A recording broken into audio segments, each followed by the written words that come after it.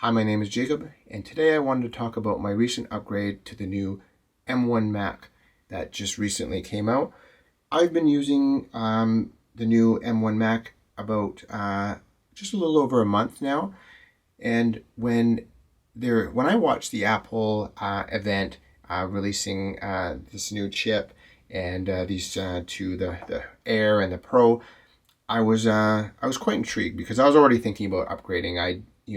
It was long due. I had been using the same MacBook Pro from 2015, so a little over 5 years, and yeah, I just needed a new system. My current computer was doing everything that I needed it to do. It could process all my photos and my video editing and all the things that I needed to do for work, but it was just getting a little bit old. The battery wasn't lasting. It would get really hot. The fans were always running. So this new system, especially after watching a number of the reviews about how it would run so cool, and the battery life was great.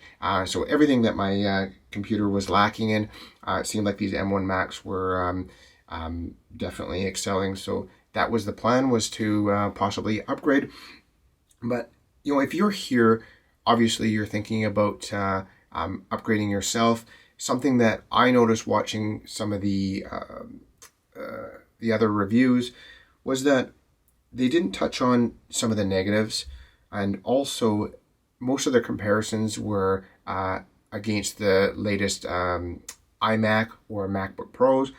And for some of you out there, you're probably upgrading from an older Mac or some type of older system. So I just wanted to let you know what my experience was like, and and especially in terms of performance. And I will say right off the bat that coming from a 2015, it was monumental. It was huge. It's not just a little bit faster. These new M1 Macs are extremely fast. Their performance is unbelievable. I have a A6600 Sony and an A7 III, and the 4K footage that comes out of those cameras, it just, my MacBook Air just slices through that like nothing. And I don't have to create any kind of proxy media. I don't even have to switch to optimized view. I just, edit it, no stuttering at all, zero.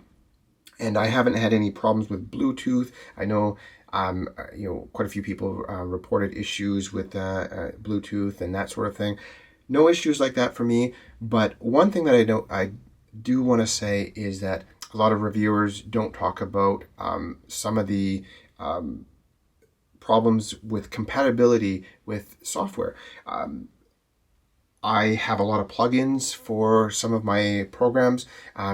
Just even talking about Final Cut, a lot of my plugins just are not compatible. And there are workarounds right now, but I want to say that, if you are thinking about upgrading, that is the one negative that a lot of reviewers don't talk about, is that if you have a lot of plugins that you've invested in, you might want to check to make sure that they all work, because it's not something that I really thought about. But once I upgraded it and I tried to get everything going, I realized very quickly that a lot of my plugins didn't work, and I'm waiting for these companies to update them, which they are, and they're doing it slowly. And I imagine in a number of months from now, you're going to see most of the plugins already updated and a lot of the software working perfectly. But that's the one negative. I have to say that it's just unbelievable that these computers can, and I have a cable connected here because my sound device is recording and I need to power it. But it is unbelievable that this computer with no fan can cut through 4K footage. It almost doesn't produce any heat, and the battery lasts pretty much it feels like forever. So that's that's my experience. And there's tons of reviewers who have already done all the specs and testing, but you can go out and watch those videos. I just wanted to give you a quick video telling you about my experience, and that some of the things that you may not think about as an upgrade is, yeah, it's quite phenomenal. And not having a fan, or having a fan that doesn't kick on often, once you switch to a system that's really quiet like this, it's just, you can't go back. I pick up my MacBook Pro from 2015, and this thing it's been a workhorse. It's an amazing machine. But when I pick it up now, and I've my wife's using it. This is her computer now, and I pick it up and just open the lid before I even it fully turns on. The fans are already kicked on and spinning, and you can hear them.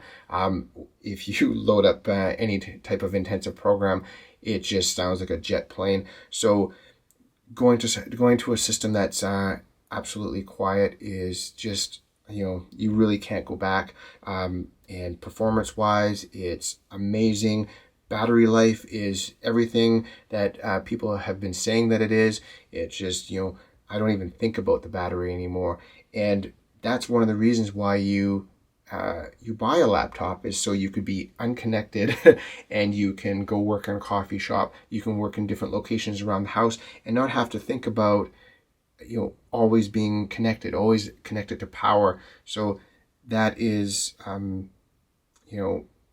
don't even think about battery anymore, because it's a non-issue. It's just, this thing can just go and go and go. Yeah, so that's it. So the one negative I've had is just the just the plugins and some software compatibility, but everything else has just been perfect. One of the things I want to say is that the feature of instant on, when you just open it up and it's on, is something that I thought was kind of silly when I watched the Apple event. I didn't think it was really something worth mentioning, but once you start using your system and you get used to it, it's a really nice feature to have. So that's it. So that pretty much wraps it up. And one thing I wanted to mention before I close things off is why I went with the MacBook Air instead of the MacBook Pro. And some of you might be wondering that. I watched a lot of reviews, and the performance was almost identical, very, very similar. And most of the reviews were looking at the 7-core GPU base model of the Air versus the Pro with the 8-core GPU. And performance was very similar, although the MacBook Air doesn't have a fan. And for me, if the performance was very similar, saving that extra $300 or $400 was huge, because I put that into upgrading my drive. So I upgraded the drive to a 1 terabyte, and by doing that, you also get the upgraded GPU. So I ended up getting the 8-core GPU, a 1 terabyte drive, and that's I'm sure that brings it very close to performance of the Pro. And all the other features, like the better mic and slightly better speakers and brighter screen, has been a non-issue for me. The speakers are just, they seem great, and microphones, they work really well.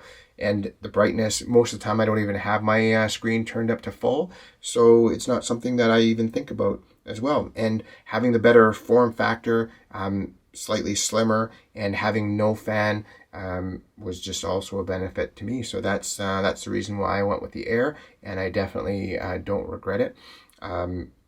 In terms of the performance, I haven't noticed any stuttering or any type of slowdown after using programs for an extended period of time. So that's something I wanted to mention and report back to you as well. So that's pretty much it. So if you are thinking about upgrading to the new M1 Mac, don't wait. Just do it. It's a wonderful machine. So talk to you in the next one. Have a great day.